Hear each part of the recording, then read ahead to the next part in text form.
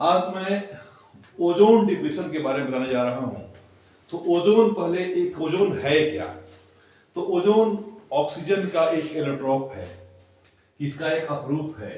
हम देखते हैं कि ऑक्सीजन का जो एटम होता है O के रूप में होता है, और यही O2 जो हो गया सो ऑक्सीजन हुआ, और यही जब O2 O3 हो गया तो ये हो गया ओजोन हो गया। तो ये O3 हुआ, ओजोन हुआ, और यही जो ओजोन का लेयर है इसमें जो कमी आ रही, जो डिप्लीशन हो रहा है, यही समस्या है।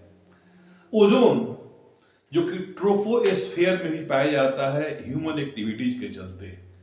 कुछ एंथ्रोपोजेनिक कॉज के चलते, कुछ मैन मेड कॉज के चलते ओजोन का प्रोडक्शन ट्रोपोस्फेयर में भी होता है, जो कि बैड है, हार्मफुल है। लेकिन यही स्ट्रेटोस्फेयर में जो ओजोन का लेयर है,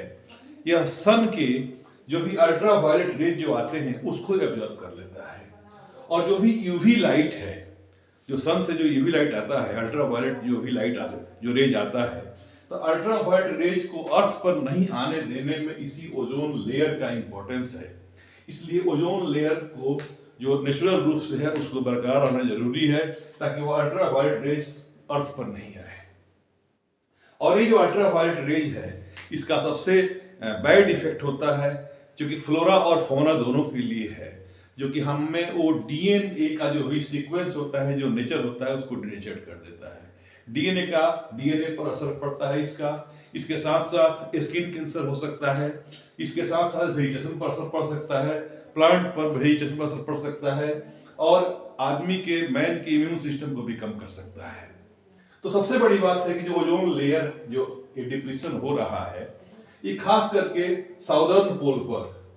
जो एंटार्क्टिका है, तो साउदर्न पोल पर ये सबसे अधिक इसका असर आ रहा है। और चूंकि यहाँ पर कोल्ड काफी अधिक रहता है, तो कोल्ड अधिक रहने के चलते यहाँ पोलर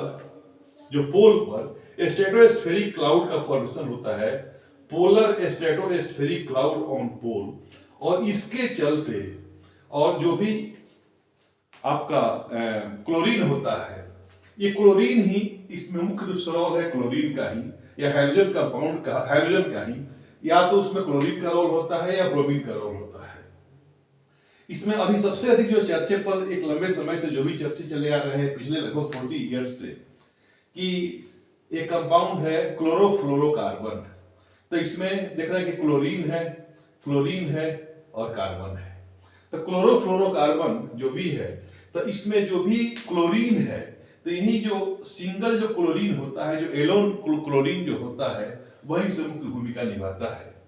तो इसमें देखिए कि जैसे कहीं भी वो जो क्लोरीन हुआ, और वो क्लोरीन जाकर के और रिएक्ट किया ओजोन से, और ओजोन का जो एटम है वो अलग हो गया, और एक एटम अलग होकर के यह क्लोरो मोनोऑक्साइड का फॉर्मेशन करता है। ये क्लोरो मोनोऑक्साइड का फॉर्मेशन करता है, और एक क्लोरो मोनोऑक्साइड जो होता है, यहां से फिर अगर जब भी ये जो सिंगल जो ऑक्साइड है, जो सिंगल जो ऑक्सीजन है, यह सिंगल ऑक्सीजन कहीं भी आकर के सपोज कीजिए कि यहाँ O3 से का एक ऑक्सीजन से कंबाइन कर गया, और ये O2 में कन्वर्ट हो गया, और एक ऑक्सीजन यहाँ का और एक इसमें का, ये मिलकर O2 का फॉर्मेशन किया, तो यहाँ भी ओजोन खत्म हो गया, ये O2 बन गया। और फिर जो है सिंगल क्लोरीन है, यही बार बार ये अपना रोल निभाएगा, और सिंगल क्लोरीन जो एलोन जो सिंगल क्लोरीन है, यह बार बार इस रिएक्शन में भाग लेकर के और ओजोन लेयर का डिप्रेशन करता है। जैसे कि यहाँ पर देखिए कि नाइट्रिक ऑक्साइड है, NO है, और NO जो नाइट्रोजन का जो भी ऑक्साइड है, वो क्लोरीन से इससे ओजोन से रिएक्ट कर रहा है, और ओजोन से रिएक्ट करके नाइट्रोजन डाइऑक्साइड बना रहा है, और फिर ऑक्सीजन बना रहा है। तो यहाँ भी नाइट्रिक ऑक्साइड का रोल आ रहा है ओजोन के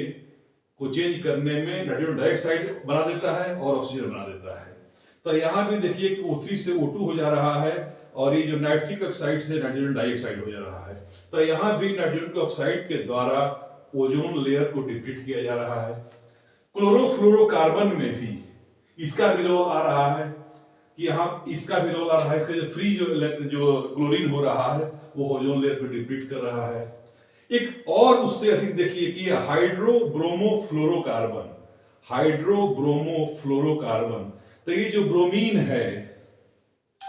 यह सिंगल जो ब्रोमीन है, इसका भी रोल काफी अधिक आ रहा है, कि जो कि 100 टाइम्स अधिक,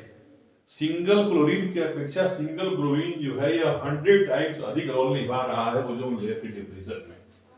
तो ओजोन लेयर के डिप्लीशन में हमारा देख रहे हैं कि जो भी ये हो रहा है, तो इसमें रेफ्रिजरेंट का रोल है, एरोसॉल जो स्प्रे होता है उसके चलते भी डिप्लीशन हो रहा है, फायर एक्सटिंग्विशर एजेंट जो है उसके चलते भी डिप्लीशन हो रहा है, जो भी प्लास्टिक मैन्युफैक्चरिंग में जो फोमिंग एजेंट के रूप में यूज हो रहा है, तो वहां भी सीएफसी का रोल है, वहां उसके चलते भी सीएफसी का प्रोडक्शन हो रहा है और इसके चलते डिप्लीशन हो रहा है। इसी ढंग से पेस्टिसाइड में मिथाइल ब्रोमाइड जो है वहां भी देख रहे हैं कि वो भी रोल निभा रहा है और वो डिप्लीशन में मेजर रोल निभा रहा है। और ये जो एंटार्क्टिका में जो एरिया है लगभग वो यूएसए के बराबर का एरिया है, जहां से कि वो स्प्रिंग सीजन में वैसा इतना बड़ा एरिया में ओजोन लेयर का डिप्लीशन हो जा रहा है और इसके चलते वहाँ अल्ट्रा वायलेट रे डायरेक्ट अर्थ पर आ रहा है। और उसका चूंकि हालांकि वहाँ भी इतना भी कोई वहाँ पॉपुलेशन नहीं है, इसके चलते वहाँ इस ढंग से इफेक्ट नहीं दिखाई दे रहा है, लेकिन एरिया अगर ये बढ़ता है, और अब इधर तो 90s में 96 की घटना है कि आर्कटिक रीजन में जो ऊपर का जो एरिया है नॉर्दर्न पोल का, तो वहां पर ब्रिटेन में 96 में उसके बहुत बड़े पार्ट पर ये डिप्रेशन देखा गया। तो ये सारे जो मतलब कि जो ह्यूमन पॉपुलेशन का जगह है, यहाँ अगर ओजोन का डिप्रेशन होता है तो इस ढंग से मैन पर, वेजिटेशन पर, जो ऑर्गेनिज्म है इस पर असर पड़ने वाला है और तरह तरह की बीमारियों का ये कॉज बनता जा रहा है ओजोन लेयर के डिप्रेशन से, जो कि अल्ट्रा वायलेट रे आएगा और इस ढंग से ये इफेक्ट पड़ेगा और ओजोन का डिप्रेशन होगा।